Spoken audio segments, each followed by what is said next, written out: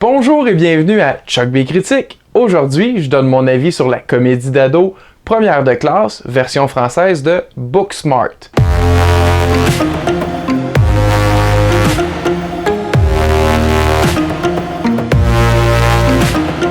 Ça met en vedette Beanie Feldstein qu'on a vu dans Les Voisins 2, ainsi que plus récemment dans Lady Bird, mais aussi dans l'excellente série What We Do in the Shadows, tirée du film du même nom. Elle partage l'écran avec Kaitlyn Dever, qui avait un petit rôle dans le film Sale Prof, et aussi qui incarnait la voix de Cassie dans le jeu Uncharted 4: A Thief's End. Il y a aussi Skyler Gisondo qu'on a vu dans Bonjour les vacances en 2015 et aussi la très drôle série Santa Clarita Diet sur Netflix. Il y a aussi quelques vedettes qui viennent s'amuser dans le film, tels que Jason Sudeikis dans le rôle du directeur d'école blasé, ainsi que Lisa Kudrow et Will Forte qui incarnent deux parents bienveillants mais un peu dépassés par les événements. Il s'agit de la toute première réalisation de l'actrice Olivia Wilde que j'avais découvert en 2010 dans le film Tron: l'héritage. Ça raconte l'histoire de deux jeunes filles premières de classe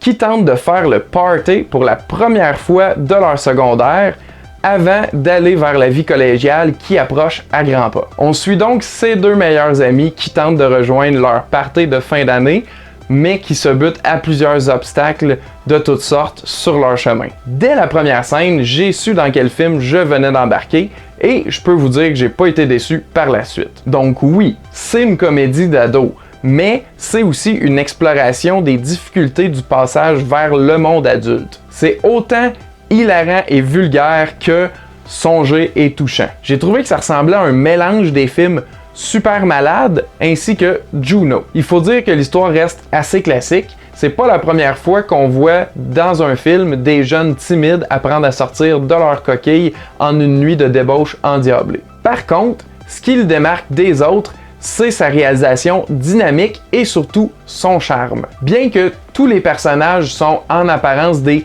clichés de films d'ado, tels que le sportif, la beauté, le nerd, la rebelle, etc., on découvre tranquillement que ce sont tous des jeunes simplement en quête d'identité. Le film incorpore très bien les éléments de la vie moderne, comme par exemple les médias sociaux et la technologie, mais je pense quand même que le film peut rester intemporel grâce à son authenticité. Les deux actrices principales m'ont complètement fait croire à leur amitié et je crois que c'est ce qui est la pierre angulaire du film. Mention spéciale aussi à Skyler, qui est très drôle dans le rôle du fils de riche sans amis. Il y a aussi le personnage d'un livreur de pizza qui donne une bonne leçon de vie aux filles que j'ai adoré. Même si je préfère écouter mes films en version originale, surtout dans le cas des comédies, ça me dérange pas du tout d'aller les voir au cinéma en français, puisque le travail de doublage québécois est vraiment excellent. On a vraiment l'impression que ce sont des réels dialogues de jeunes. Et ça cause même des fois des moments très drôles par l'utilisation de mots en français qui n'était même pas prévu d'être une blague dans la version originale. En résumé, c'est très drôle, irrévérencieux et même avec beaucoup de cœur. Il faut par contre se rappeler que l'humour reste subjectif, donc ça se peut très bien que vous n'ayez pas autant de plaisir avec ce film-là que moi j'en ai eu. Mais ça vaut la peine de l'essayer, ça c'est sûr. C'est d'ailleurs pourquoi j'ai décidé d'en faire la critique. Si ça peut en encourager certains à aller le voir au cinéma pendant qu'il est encore à l'affiche, j'aurais fait une bonne action. C'est le fun les Godzilla et X-Men, mais c'est important d'encourager les petits films comme celui-ci. J'espère fortement qu'Olivia Wilde va continuer de s'amuser derrière la caméra dans le futur. Donc ma note pour le film Première de classe est de 4 gars et demi qui connaissent rien sur 5. 4.5 sur 5. Avant de terminer, j'aimerais savoir quel est votre film d'ado favori. Pour ma part, c'est sans aucun doute Eurotrip. Il fut un temps où je connaissais toutes les répliques par cœur.